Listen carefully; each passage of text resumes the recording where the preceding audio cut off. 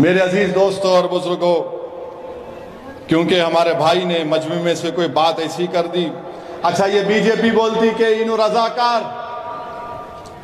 हम अमित शाह से पूछना चाह रहे, अमित शाह साहब, क्या आप आबिद हसन के नाम को जानते हैं?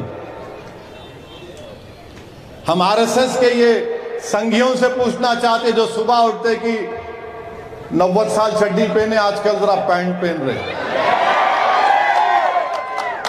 बताओ, क्या तुम आबिद हसन को जानते हो? कौन थे आबिद हसन? आबिद हसन हैदराबाद के थे, जो नेताजी सुभाष चंद्र बोस के साथ थे। जब बोस जर्मनी से जापान सबमरीन में गए तो कौन था मुसलमान? आबिद हसन था। ये आज हम जय हिंद का जो नारा लगाते, कौन बोला ये नारा? आबिद हसन ने दिया। हैदराबाद के थे। क्यों दिया? निजाम की हुकूमत थी, मगर भारत का था मामला, भारत का मामला था। और आज आप हम पे उंगली उठाते। मेरे अजीज दोस्तों और बुजुर्गों, इसीलिए हम बार बार बोलते कि नेहरू ने कहा था कि Hyderabad is what microcosm of Indian culture. Nehru ने कहा था। इनको खैर नहीं मालूम। अब रजाकार तो चले गए, अब गोडसे और सावरकर की औलाद बाकी है, इनको भगाना। गोडसे और सावरकर की अभी जानिशीन है, औलाद है, इनको हमको देखना है। और हर बिल्कुल अभी कब भगाएंगे? अभी टाइम आ गया ना। और फिर मेरे अजीज दोस्तों और बुजुर्गों, लोग निजाम की हुकूमत की यकीनन उनके अच्छे काम की हम तारीफ करते, मगर क्या निजाम की हुकूमत में लिबर्टी थी, इक्वालिटी थी, जस्टिस था, फ्रेटर्निटी था? नहीं था। चंद रईस लोगों के पास दौलत थी, चंद जागीरदारों के पास दौलत थी, जिसमें मुसलमान और हिंदू भी शामिल थे। मगर जितना गरीब हिंदू था उतना गरीब मुसलमान भी था, जो बीजेपी नहीं बताना चाहती। उस वक्त भी कई मुसलमान थे जो निजाम के खिलाफ थे, मगर बीजेपी और ये तमाम लोग ये बताना चाहते कि हर मुसलमान निजाम का चाहने वाला था। मेरे अजीज दोस्तों और बुजुर्गों, जो लोग असदुद्दीन ओवैसी को आज निजाम बोलते, रजाकार बोलते, आप जो चाहे बोल लो मुझे, मगर क्या मैं भारत का नागरिक नहीं हूं? क्या आप भारत के सिटीजन नहीं हैं? क्या आपके अब्बा भारत के सिटीजन नहीं थे? क्या आपके दादा नहीं थे? क्या आपके परदादा नहीं थे? क्या परदादा के परदादा नहीं थे?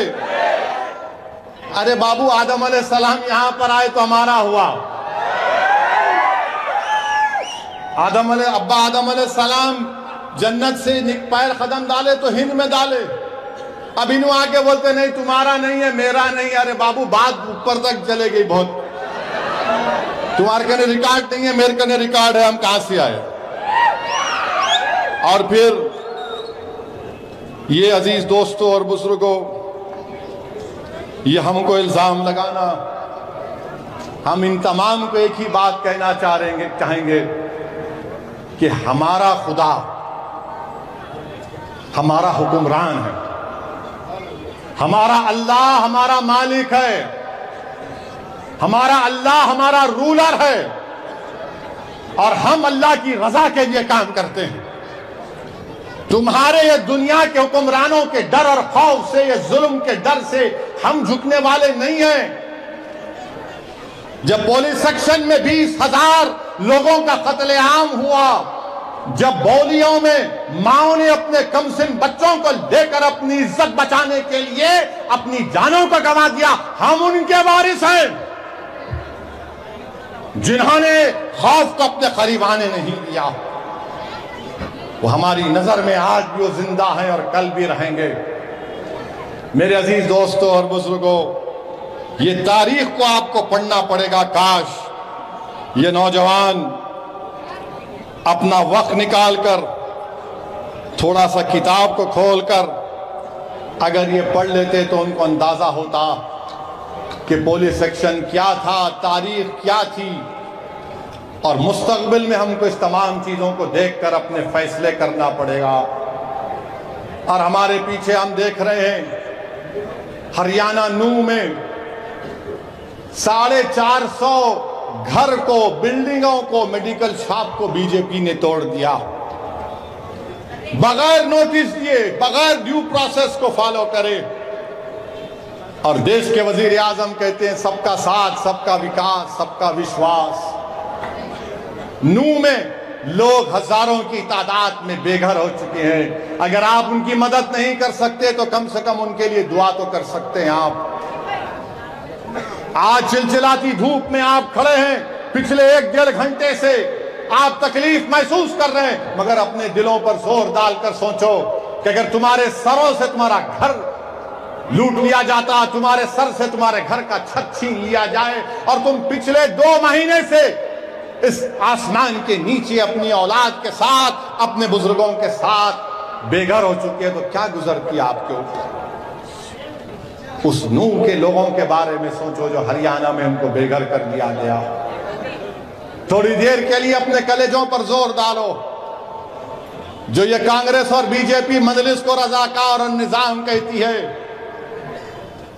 ट्रेन में जब उस वर्दीपोश दहशतगर्द आतंकवादी ने नाम पूछकर, चेहरे पर दाढ़ी देखकर गोलियां चला रहा था, मैं उस मंजर को देखा, बार बार देखता हूं तो यकीन नहीं आता कि मैं क्या देख रहा हूं। जब वो नाम पूछकर गोली मार रहा था तो कोई एक मर्द का बच्चा नहीं उठा, 10-12 लोग उठकर उसको कुछ बोलते, उसके पास से हथियार छीन लेते। सब इत्मीनान से बैठे हुए हैं। क्यों बैठे हुए हैं? क्योंकि मेरे चेहरे पे दाढ़ी नहीं है। ये फिरका परस्ती है, ये फिरका परस्ती है कि इनको मालूम कि ये दाढ़ी वाले को, टोपी पहनने वाले को मारेगा। अगर आज मुझे रजाकार और निजाम कहते हैं, क्यों कहते हैं? क्योंकि मेरे चेहरे पर दाढ़ी है, मेरे सर पर टोपी है और मैं मजलूमों की लड़ाई लड़ता हूं।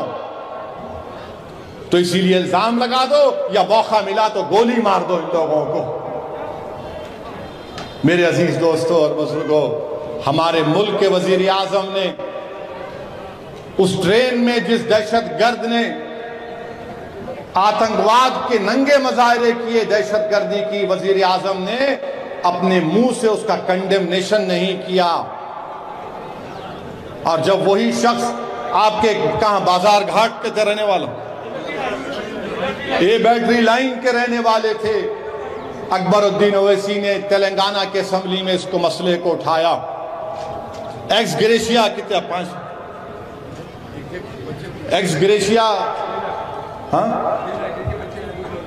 एक्स ग्रेशिया दिलाया गया। मंजलिस ने अपनी तरफ से उनको एक्स ग्रेशिया दिया। उस बेवा को गवर्नमेंट ने नौकरी दी मंजलिस की नुमाइंदगी पर, और फिर मंजलिस की नुमाइंदगी पर चंद्रशेखर राव चीफ मिनिस्टर ने 2 BHK का घर उनको दिलाया। आप हमको गाली देते हैं ना, राजस्थान में आपकी हुकूमत है, दिलाना था। बिहार में आपकी हुकूमत है, दिलाना था। वो मरने वाले बिहार के भी थे, राजस्थान में भी थे। नहीं, वहां कुछ नहीं करेंगे। मजलिस क्या करे रे? मजलिस ने किया ना प्यारे, तुम भी कर लेते कुछ बिहार में। तुम्हारे नीतीश को बोलते, तुम्हारे वो गहलोत को बोलते कि कुछ करो, नहीं करेंगे। और फिरका परस्त मैं हूं, निजाम मैं हूं, रजाकार मैं हूं।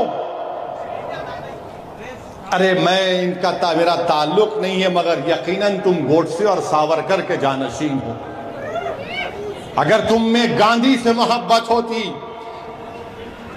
इक्वालिटी के से तुमको सम्मान होता है समझ होती, तो तुम ये काम नहीं करते। मेरे अजीज दोस्तों और बुजुर्गों, हमारे वजीर आजम तो मुंह खोलते ही नहीं है। जुनैद नसीर को जिंदा जला दिया गया। हरियाणा में बीजेपी की सरकार है। जुनैद नसीर के घर को राजस्थान में कौन मिलने जाता है? कांग्रेस का अशोक गहलोत नहीं, असदुद्दीन ओवैसी हैदराबाद से जाकर मुलाकात करता है। और मैं आपको बता रहा हूं कि जब मैं वहां पर गया नसीर के घर को, तो मुझे जानकर तकलीफ हुई कि मरने वाले के 5 बच्चे थे और मरने वाले के ऊपर उसके बड़ा भाई जो नींद पागल है उसके 6 बच्चों की भी जिम्मेदारी थी।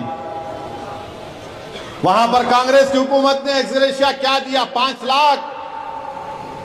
कन्हैया लाल का कत्ल, वो टेलर था कन्हैया लाल, उसको दहशतगर्दों ने उसको मार दिया।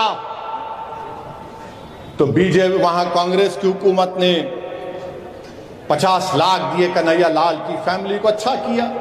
वही 50 लाख जुनैद नसीर को भी देते आप, नहीं कर सकते आप। मगर मैं निजाम हूं, मैं रजाकार हूं, क्योंकि सर पे टोपी है, नाम मुसलमान है।